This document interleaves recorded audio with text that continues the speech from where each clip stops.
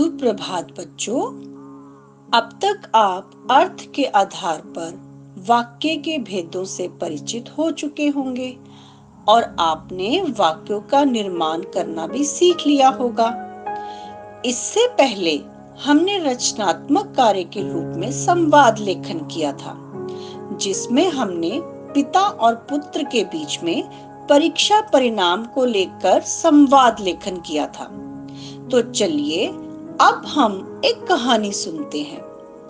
हमने उस कहानी में भी अर्थ के आधार पर लगभग सभी भेदों का प्रयोग किया है। आप उस कहानी को सुनिए, जानिए कि हमने कौन-कौन से भेदों का प्रयोग किया है। तो चलिए कहानी शुरू करते हैं। रमेश बाबू आज सुबह से ही उदास थे।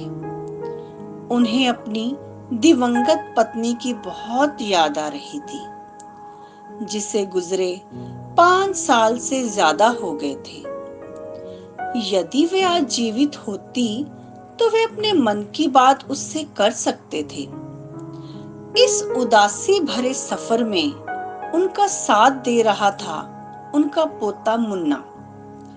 लेकिन आज सुबह जो अपने बेटे और बहू की बातें सुनी, तब से ही रमेश बाबू का मन बहुत दुखी था। तभी पीछे से बेटे राजेश की आवाज आई, पिताजी, हमें आपसे कुछ बात करनी है।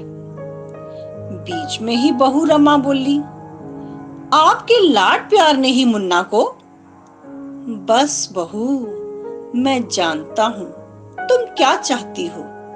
शायद यही कि मैं यहाँ से चला जाऊं। यदि मेरे जाने में ही तुम सबकी भलाई है तो मैं कल ही यहाँ से चला जाऊंगा। ईश्वर तुम सबको खुश रखे। उदास मन से रमेश बाबू अपने कमरे में चले गए। सुबह सबके उठने से पहले रमेश बाबू अपने पैतृक गांव जाने के लिए निकल पड़े। उधर मुन्ना ने उठते ही दादाजी को मिलने की जिद छेड़ी। वह इधर उधर उन्हें ढूंढ रहा था, लेकिन उसे दादाजी कहीं दिखाई नहीं दे रहे थे। रो रो कर उसने बुरा हाल कर लिया। अब तो जैसे ये रोज का ही काम था। दिन भर दिन उसका स्वास्थ्य बिगड़ रहा था। जैसे ही कोई दरवाजा खटखटाता वह भागा भागा जाता, सोचता शायद दादाजी आए हों। राजेश बाबू से उसकी हालत देखी नहीं जा रही थी। अब तो रमा भी सोचने लगी, मैं ये क्या कर बैठी।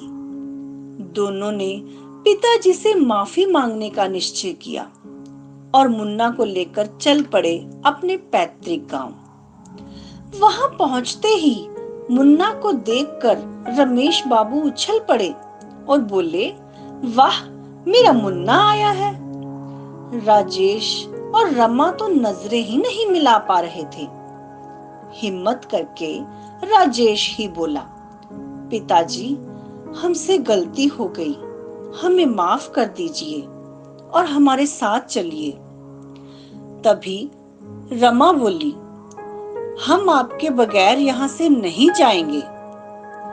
रमेश बाबू का दिल पसीज गया।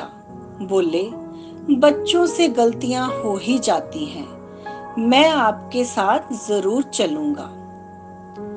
तो देखा आपने, कहानी में हमने अर्थ के आधार पर लगभग सभी भेदों का प्रयोग किया है।